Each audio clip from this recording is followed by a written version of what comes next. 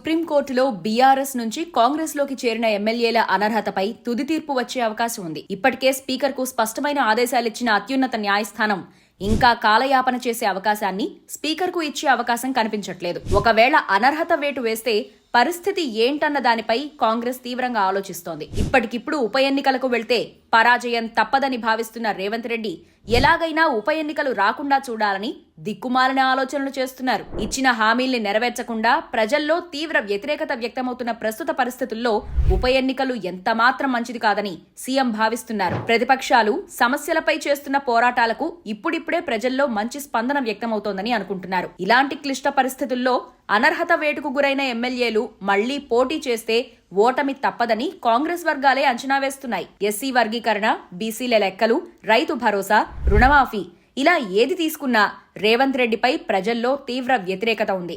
లగచర్లలో తీవ్ర ప్రతిఘటన ఎదురైంది ప్రభుత్వానికి. రేషన్ కార్డుల జారీ, ఇందిరమ్మ ఇళ్ల లబ్ధిదారుల ఎంపికపై గ్రామ సభలు నిర్వహిస్తే ప్రజలు మంత్రులు, ఎమ్మెల్యేలు అని చూడకుండా ఎక్కడికక్కడ నిలదీశారు. ఇలాంటి పరిస్థితుల్లో స్థానిక సంస్థల ఎన్నికల్ని నిర్వహించకుండా వేచి చూద్దామని వాయిదా వేసిన రేవంత్ రెడ్డికి అకస్మాత్తుగా పార్టీ మారిన ఎమ్మెల్యేలపై అనర్హత వేటు పడి ఉప ఎన్నికలు వస్తే మాత్రం ఖచ్చితంగా పరాజయమే ఎదురవుతుంది.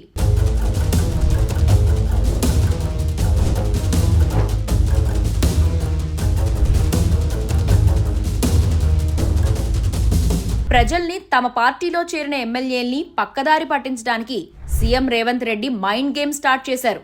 బీఆర్ఎస్ లోని 3వ వంతు ఎమ్మెల్యేల్ని చట్టబద్ధంగా పార్టీలో చేర్చుకుని అనర్హత వేటు తప్పిస్తామని ఆయన హామీ ఇస్తున్నట్టు తెలుస్తోంది. కానీ అది అంత సులభంగా జరిగే విషయం కాదని ఆయనకు అర్థం కావట్లేదు. గతంలో బీఆర్ఎస్ కాంగ్రెస్ శాసనసభాపక్షాన్ని తమ పార్టీలో విలీనం చేసుకున్నట్టే తాను చేస్తానని సన్నిహితుల వద్ద చెప్తున్న ఆయనకు అంత సమర్థత లేదని పార్టీలోని సీనియర్ నాయకులు అంటున్నారు. కేసీఆర్ చతురత, రాజకీయ అనుభవం ముందు రేవంత్ రెడ్డి తేలిపోతారని భావిస్తున్నారు. గతంలో ఎమ్మెల్యేలు స్వచ్ఛందంగా బీఆర్ఎస్ లో చేరితే ప్రస్తుతం ఆ పరిస్థితి లేదు.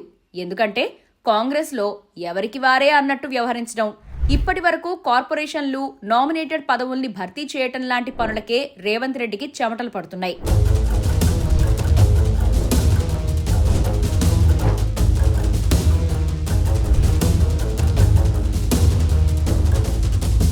అలాంటిది ఇతర పార్టీల్లోని ఎమ్మెల్యేలకు ప్రభుత్వంలో ప్రాతినిధ్యం కల్పిస్తే సొంత పార్టీ ఎమ్మెల్యేలు తిరగబడటం ఖాయం.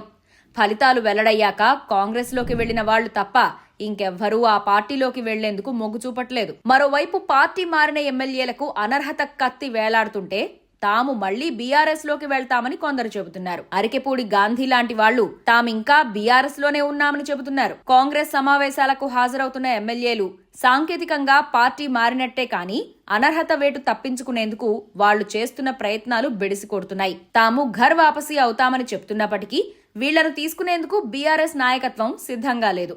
దీంతో వీళ్ల పరిస్థితి నా ఘర్కా నా ఘాట్కా అన్నట్టు తయారైంది.